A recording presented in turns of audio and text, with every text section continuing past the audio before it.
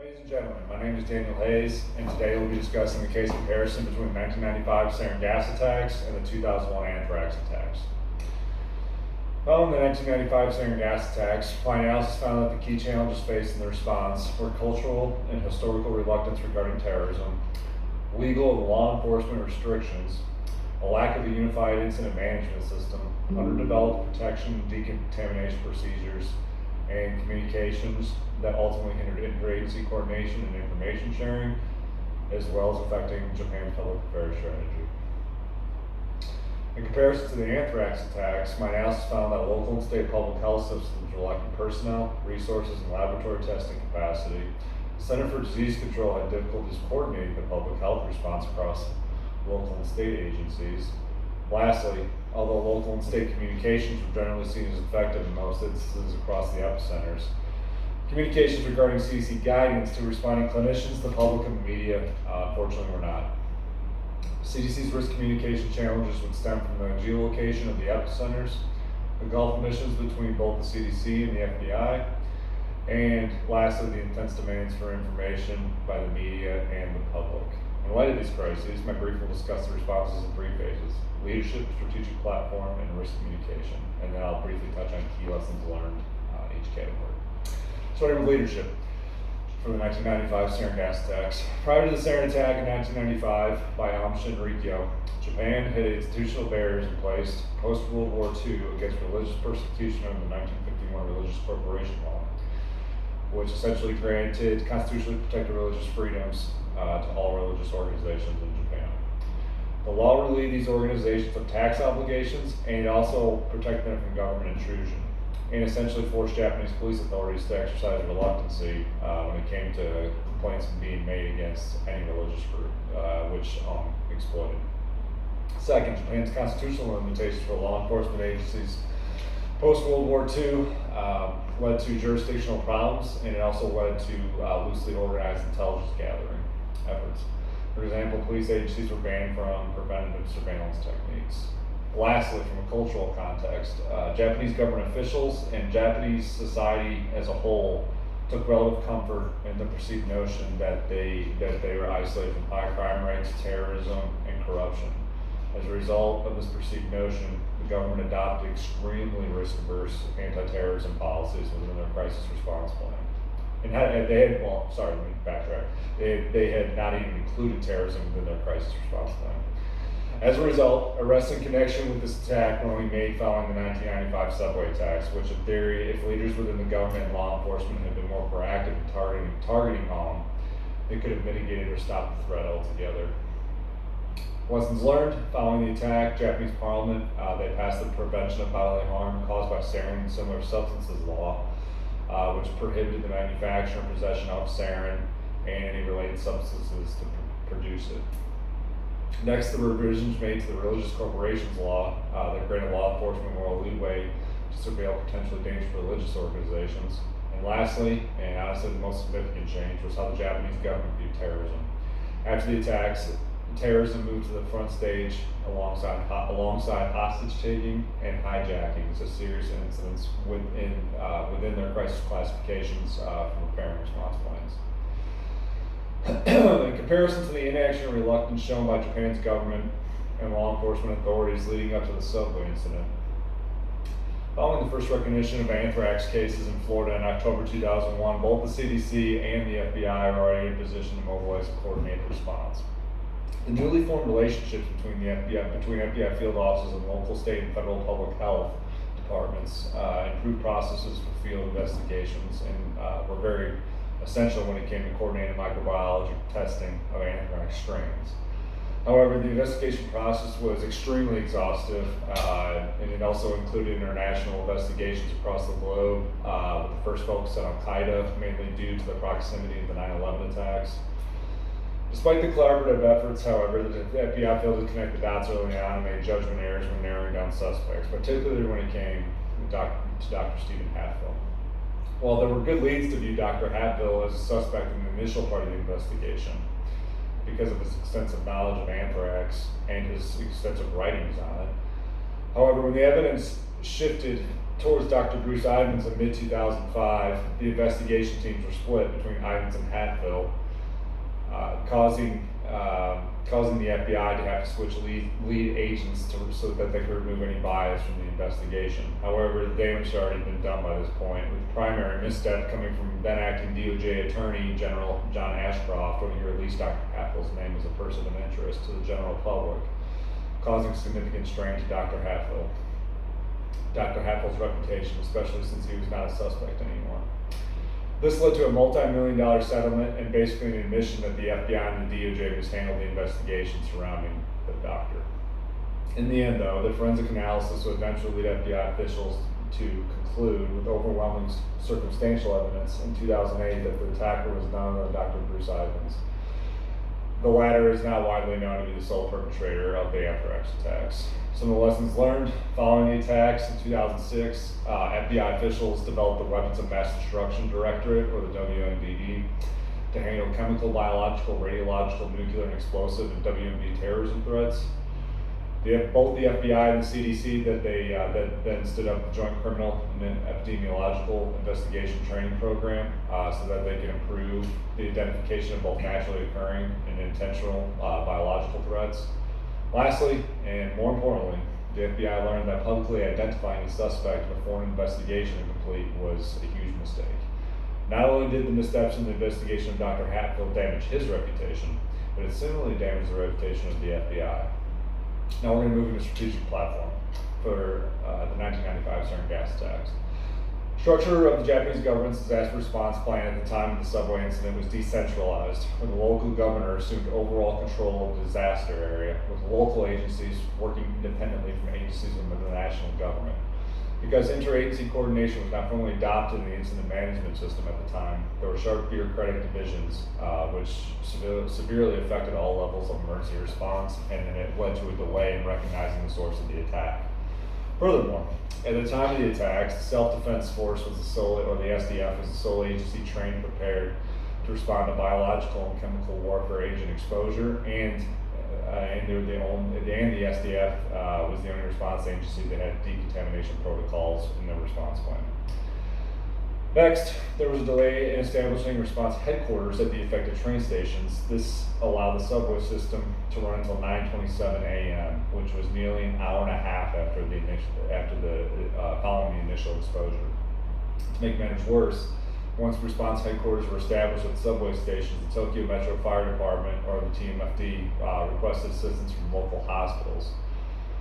Hospitals then sent numerous physicians, nurses, and clerks to supplement the emergency response. This caused local hospitals to be depleted of key personnel, and then most hospitals in Tokyo already did not have available space to handle the mass influx of victims and non-victims.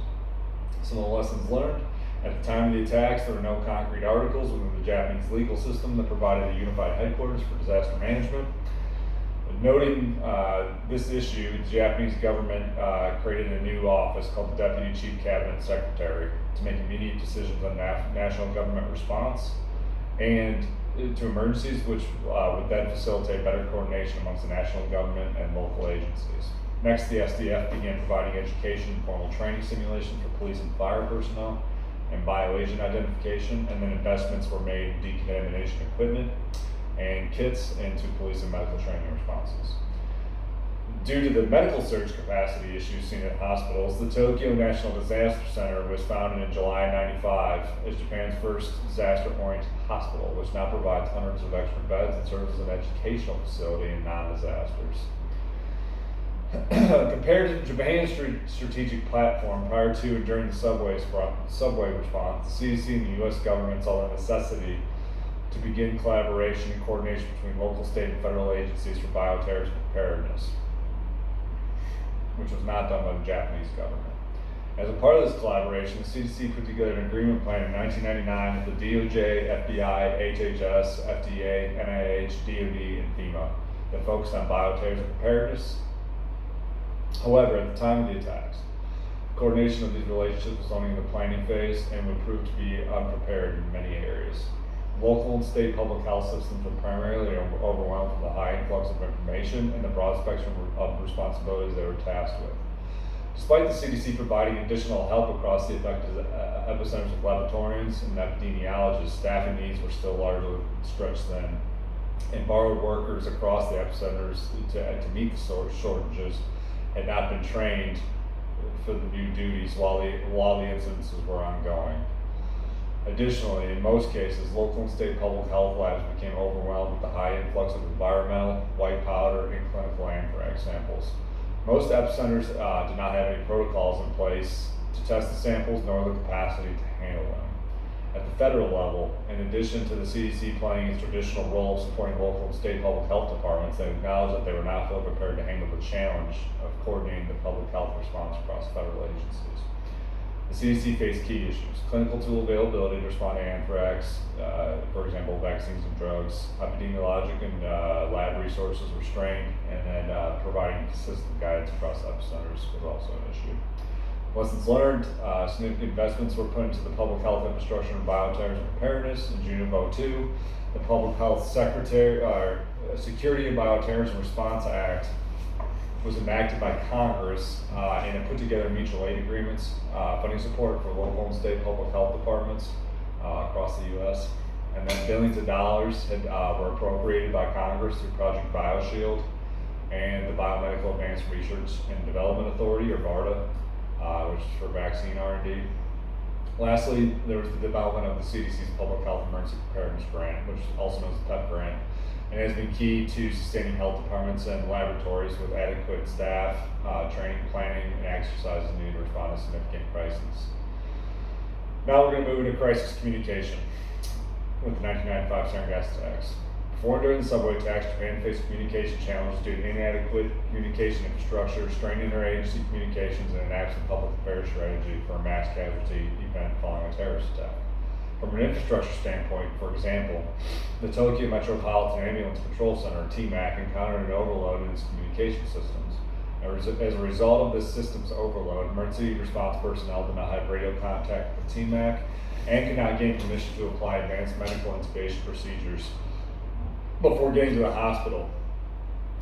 Once sarin was eventually identified as the source of these, hospitals and the TMFD were never officially notified. Then emergency personnel primarily received information from television broadcasts and other physicians that had provided treatment during the Matsumoto incident in 1994. Equally important, however, in crisis communication is one with the public. However, this was absent in the subway incident. Once the media began disseminating information on the early morning news, it was laced with chaos and confusion of bystanders panicking and searching for answers to what had just happened. To make matters worse, Japan's national government was largely silent following the days of the attack, and with them being silent, it perpetuated general fear amongst the Japanese population.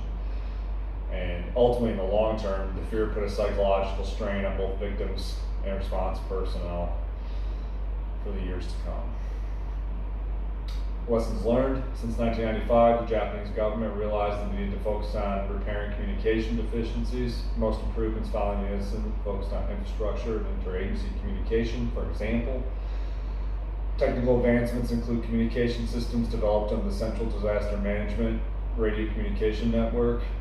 Systems under this network, they ensured mutual communication among disaster prevention organizations throughout Japan during any large-scale disaster. And then specifically in Tokyo, the Prime Minister's office, central ministries, public institutions, and the Tokyo Metropolitan Government are now all connected via wireless devices. In comparison to Japan's communication challenges, the anthrax attacks provided a more complex situation as they did not affect one centralized location, but a number of states and regions. In this instance, local and state public health departments, clinicians, the media, and the public generally looked to the CDC to provide the most up-to-date health-related information. However, the CDC was not always successful in satisfying these demands, nor did they have the personnel to disseminate this information correctly. This is mainly due to the evolving nature of the incidents, the public immediate exposure to other preventative measures taken in other epicenters, general societal fear being perpetuated concerning anthrax exposure, and then ultimately the Gulf emissions between the FBI and public health. From the federal law enforcement aspect, throughout the Anthrax investigation and its unofficial closure in 2008, the FBI, similar to the CDC, was under pressure to provide answers, especially when Dr. Ivins abruptly committed suicide knowing he would be indicted, which led the FBI and DOJ to hold a press conference. The representatives at the press conference felt it was necessary to release the forensic evidence first and then follow up with the investigative intelligence evidence later. In contrast, this process would normally happen in reverse. Lessons learned. First, the CDC made updates to the clearing process of the Health Alert Network, or HAN, to push alerts, disease prevention guidelines, lab findings, and recommendations in a timelier manner to both public health officials and clinicians. Next, the CDC increased the number of health experts and public affairs professionals to increase the consistency of the messages to both the media and the public, and then they also developed their own press room for CDC director. Lastly, the CDC has created and maintained a website for local and state health officials to assist in detecting and providing treatment for patients considered to be affected by an agent associated with a bioterrorist attack. From the federal law enforcement side, the FBI, alongside officials from the DOJ, put the right foot forward by holding the previously mentioned press conference to conclude the Anthrax investigation. The ultimate goal of the briefing was to provide closure to the American public and families affected and discuss controversial questions about the 7-year investigation. The FBI was careful to protect the identity of other suspects involved in this case. It seemed the FBI had learned their lesson following Dr. Stephen Hatfield's name being leaked to the media during the investigation, which, as I previously discussed, resulted in him suing the former Attorney General John Ashcroft, the DOJ, and the FBI. Today, throughout my brief, I discussed the many distinct challenges faced and lessons learned by both the Japanese and U.S. government's disaster responses regarding leadership, strategic platform, and communication. Significant changes have been made to facilitate the challenges they faced, and in conclusion, it is evident that governments must have proactive leadership, strategic planning processes, and effective crisis communication to counter both bioterrorism and public health emergencies. Thank you for your time.